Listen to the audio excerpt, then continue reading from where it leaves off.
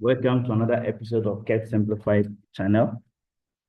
In this episode, we are looking at question and answers regarding the system technologies. Today, we will be looking at the activity 4, input and output devices, some of the common questions that we always face during the CAT theory questions and in examination and then test. Now, let's start with 4.1. A, name two of the most common input devices on a laptop. So with a laptop, what are some of the input devices, the common one? You'll find keyboard. Remember, the keyboard is the most common input device. We have the touchpad, or you can say keypad as well, external mouse, webcam for video input, and microphone for voice input. So basically, these are some of the input devices that can be found on a laptop. 4.1b, with all the new types of input devices that have been developed, why is the keyboard still the most commonly used input device? Now, we say that the keyboard is the most common input device. Why is it so? Because most of the data we need to enter is a text-based one. And the keyboard is still the fastest way to enter this text, especially for someone who can type quickly and then accurately. So it is also relatively easy to learn and use. So these are the two ways why keyboard is considered the most common input device. They are easy to learn and then easy to use. Again, most of the input that we capture into the computer are text-based. So these are the reasons why we regard keyboard as the most common input device. Now, 4.1c, give an example of a situation where a keyboard will be better choice of an input device to use as opposed to a touch screen. So here we are comparing keyboard to a touch screen, and it's faster in typing long document like thesis or your work as compared to using the touch screen. That is why keyboard is more common or better to use than a touch screen. So a situation where a lot of text needs to be captured, like for instance, typing your pet document or pet report, it's easier and faster to use keyboard as compared to touch screen. So that's what the question wanted. It wanted you to mention one situation. So you can say a situation whereby you are typing a report like your pet that needs a lot of text, or your thesis, or your classwork, or something like your project. So keyboard will be better because it will be faster way of typing or capturing that type of data. 4.2, give two advantages of using a wireless mouse. So this one is also can be for all the wireless devices, whether it's wireless keyboard, whether it's wireless projector. These are all advantages for wireless devices. One, no tangled cables. In other words, don't have cables that will be disturbing you, improving portability. Two, allows for flexible movement. In other words, you can move freely. You can work from far, like most learners always write. Three, it reduces clutter on a workspace. There are no cables, so the place will be clean. Four, can work at a longer range than wired mice. In other words, you can work from far. You can be on your bed and will be controlling your device from far using that mouse. Five, it works well with multiple devices if Bluetooth is enabled. And then 4.3, give two disadvantages. So here we are talking about disadvantages. So in most cases, when you are preparing for examination, you must know at least two advantages, three disadvantages, or two disadvantages. Now we are talking about the two disadvantages of wireless devices or projector. You may experience lag or delay in video transmission. That is one. In other words, there can be breaks 2, it can be affected by interferences. 3, some of them require batteries or external power, which is more expensive. 4, it's more expensive to purchase. So here we are talking about buying, expensive to purchase than the wired projectors. 5, may need additional software to set up.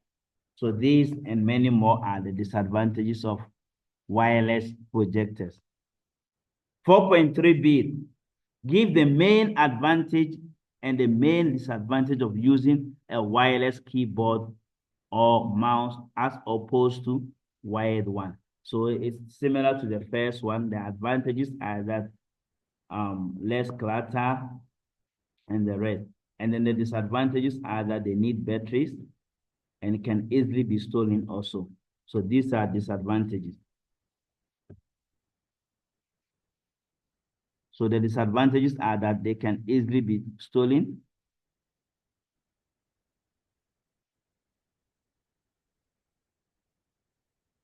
And these two are the advantages.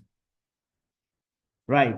So the advantages, you can work from far, and then also conveniences.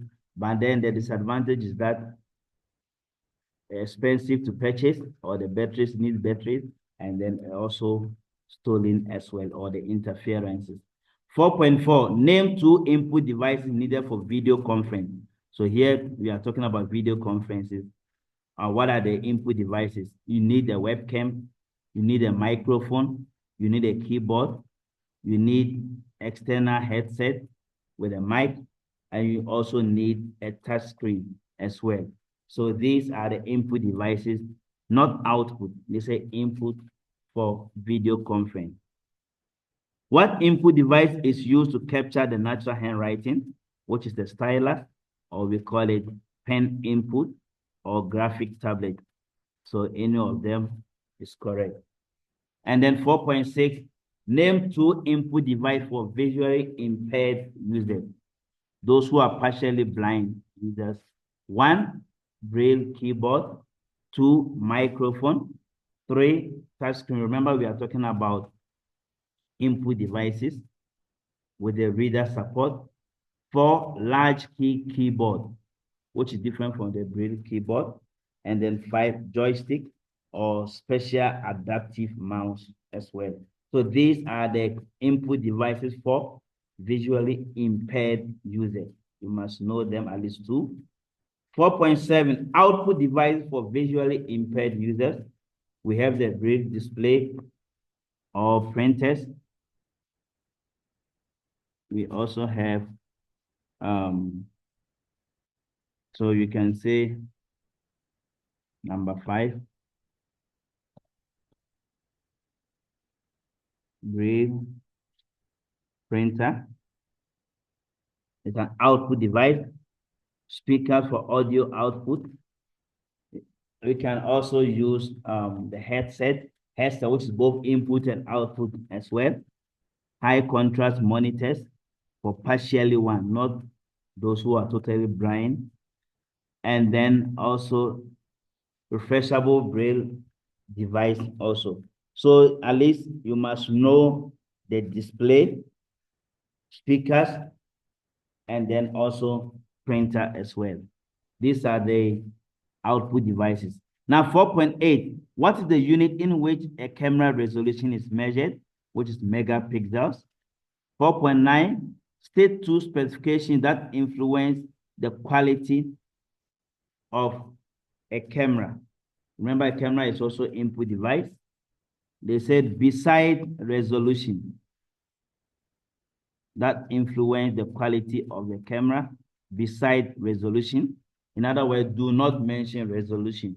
Sensor size, lens quality, aperture size, optical zoom capability, ISO rating, frame rate for video recording, and the rest. So these are some of the specifications you need to consider beside resolution. And then 4.10, Name two methods of transferring files from a camera besides using the USB cable.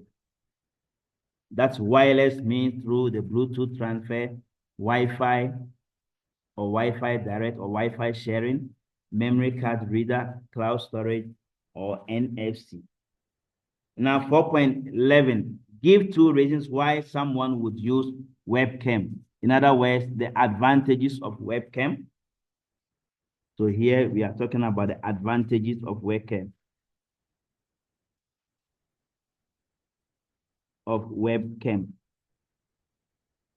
Webcam is the camera that you normally find in our laptops or on our smartphone, the one you use to take selfie and the rest. For video conferencing and online meetings, online learning and virtual classrooms, recording videos for content creation, live streaming, gaming and event, video chatting, and the rest, or to also take selfie. You also take images or for capturing images.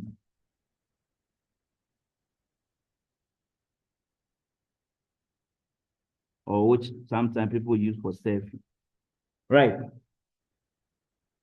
Now, 4.12.A, name two hardware devices for video conference beside the network connection. Webcam, microphone, like we discussed the last time, or the other question also. 4.12B, name one way to reduce data usage during a video conference. When you are using video conference data usage, what are the ways? You must switch off the video when the teacher is presenting, and you must also reduce the resolution or the quality of the video so that those are the ways or the good manners when you're in video conference.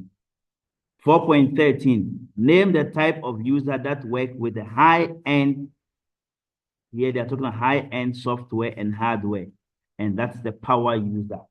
The power user needs a high specification, someone who needs a high specification devices. Differentiate between a SOHO user and a power user. Now, the SOHO user, which stands for small office, home office, basically the one who used basic hardware and software for small business tasks like Microsoft Word and email. And then the power user is somebody who needs a high performance hardware and software for tasks like video editing, gaming, and 3D creation, or anything that needs a high specification. Now, 4.15, name two reasons why one would prefer a virtual keyboard over a physical keyboard. Virtual keyboard, that is the on-screen keyboard. Use less physical space, improve portability of the device. It can customize the keyboard, and surface on which the keyboard is projected may be easier to also clean. These are the reasons why one would need a virtual keyboard, or we call it the on-screen keyboard. Thank you for your time. The next lesson, we are going to look at the storage and then the storage performance, comparing SSD with the HDD and the rest. Thank you for your time.